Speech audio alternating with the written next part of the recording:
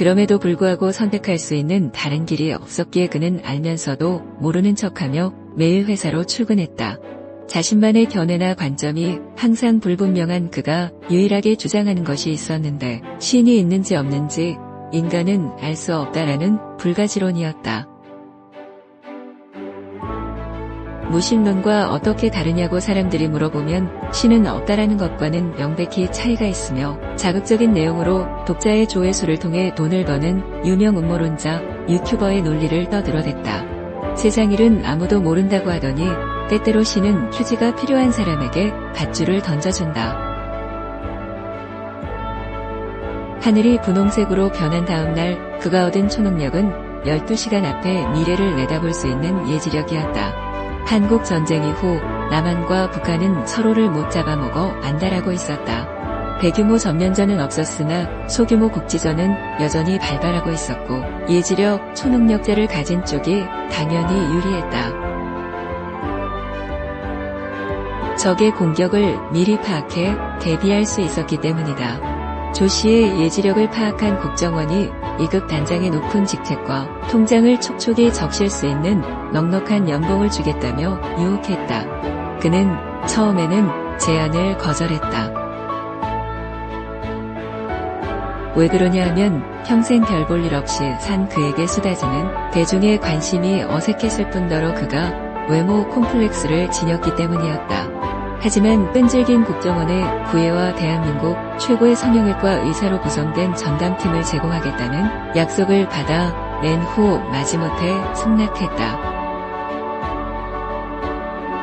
그는 두 억의 남한을 짊어지는 국민들의 희망으로 우뚝 섰고 아름다운 여성들로부터 야릇한 눈길을 받았으며 이제는 신의 존재를 굳게 믿는 유신론자가 되었다.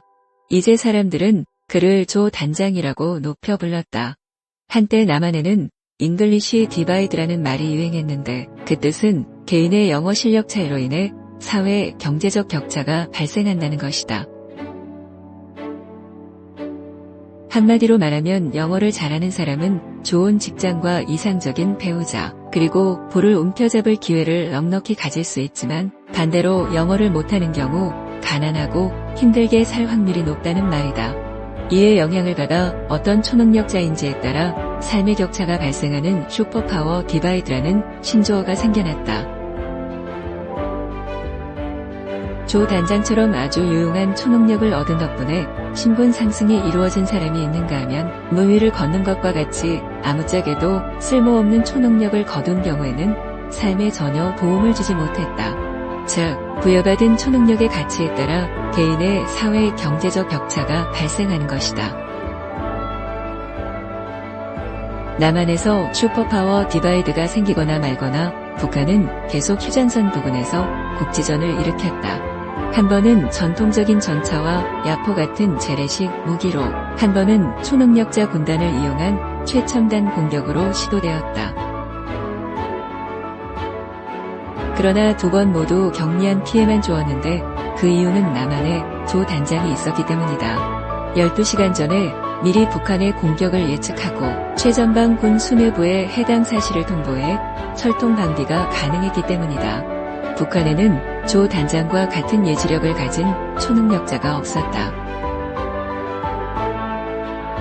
만약 전쟁이 발생한다면 남한이 유리할 것은 불보듯 뻔한 이치였다. 하지만 북한이 어떤 집단인가? 끈질기고 고집센, 포기를 모르는 당나귀 같은 집단이 아닌가? 국지전에서 번번이 패배하자 북한 국가안전보위부는 원인을 분석했고 남한에서 압력 중인 간첩을 통해 조 단장의 존재를 파악했다.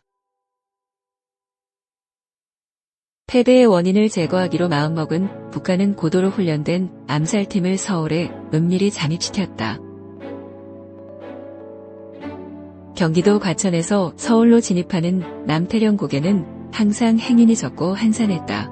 고개가 워낙 가파르기도 하거니와 도로 양쪽에 주택지나 근린생활 시설이 없어 사람들이 돌아다닐 이유가 없었기 때문이다. 남들의 눈에 띄지 않게 준비할 수 있다는 합리적인 이유로 암살팀이 조 단장을 노린 곳이 바로 남태령 고개였다. 그들은 조 단장이 과천 정부청사에서 업무를 마친 후 오후 늦게 서울로 복귀하는 일정을 적지 않은 돈을 써서 알아냈고 이동 차량을 공격하기 위해 폭약과 자동 화기, 심지어 휴대용 대전차 로켓포인 바주카포도 준비했다. 하지만 모든 준비를 마치고 조 단장을 기다리던 암살팀이 마주한 것은 국정원의 대테러 부대였다. 이런 상황을 미리 알고 있었다는 듯 철저히 준비된 대테러 부대는 한 명도 놓치지 않고 암살팀 전원을 현장에서 사살했다. 조 단장의 예지력이 승리하는 순간이었다. 사람은 아주 가끔 스스로 빛을 낸다고 하는데 그의 초능력은 자주 밝게 빛났다. 남태령 고개 사건 이후로 성가시다며 반대하는 그의 의견을 묵살하고 국정원은 사람의 마음을 읽을 수 있는 독심술 초능력자를 경호원으로 배치했다. 그에게 가까이 다가오는 사람들의 속마음을 읽어 혹시 모를 암살에 대처하기 위함이었다. 반면 북한 국가안전보위부는 뼈아픈 실패를 인정하고 초능력자로 구성된 정예 암살 2팀 요원들을 38산 밑으로 몰래 파놓았던 깡부를 이용해 남한으로 긴급히 파견했다. 숨통을 조이는 순간 어느 한 곳이 짓무르기 시작하는 것처럼 암살 2팀은 조 단장의 빈틈을 찾기 위해 압박 전술을 사용했다. 그가 자주 저녁을 먹는다는 홍덕동 로터리 돼지 껍데기 집에 늦은 오후부터 포진한 북한 요원들이 기다림에 지쳐가고 있을 때 남한의 초능력자들이 나타났다. 그리고 남북 초능력자들끼리의 엄청난 전투가 벌어졌다. 모든 것을 얼려버리는 북요원의 공격에 남측에서는 모든 것을 녹여버리는 열 초능력자가 당당히 맞섰고 시간의 흐름을 느리게 만드는 북요원의 공격에 남측에서는 시간이 빠르게 흘러가도록 조작하는 초능력자가 응대했으며 신체를 마비시키는 독을 뿜어내는 북요원의 공격에 남측에서는 치료 기술을 가진 힐링 초능력자가 대적했다. 목숨을 건 전투는 치열했으나 시간이 흐를수록 수에서 밀린 암살 2팀이 불리해졌고 마침내 궁지에 몰린 그들은 어쩔 수 없이 항복을 선택함으로써 자신들의 목숨을 구할 수 있었다. 이번 암살 공격도 조 단장의 예지력을 통해 남한에서는 미리 알고 있었다. 미래를 볼 수 있는 사람을 살해한다는 것은 본인이 받아들이지 않는 한 불가능한 것으로 판명되었고 그는 무적으로 여겨졌다. 두 번의 암살 실패 후 북한은 국지전을 포함해 모든 도발을 멈추었고 양국은 오랫동안 평화를 만끽했다. 이제는 국민의 영웅으로 떠오른 그는 대중의 환호와 관심을 즐겼고 하나님께 선택받은 엘리트라는 자만심을 품게 되었다. 비록 12시간 전이라고는 하지만 미래를 볼 수 있는 사람에게 어떻게 해를 끼칠 수 있겠는가? 그는 술과 파티를 즐겼고 과거 모태솔로의 우울한 삶을 보상이라도 하든 매력적인 여성들과 미래를 즐겼다.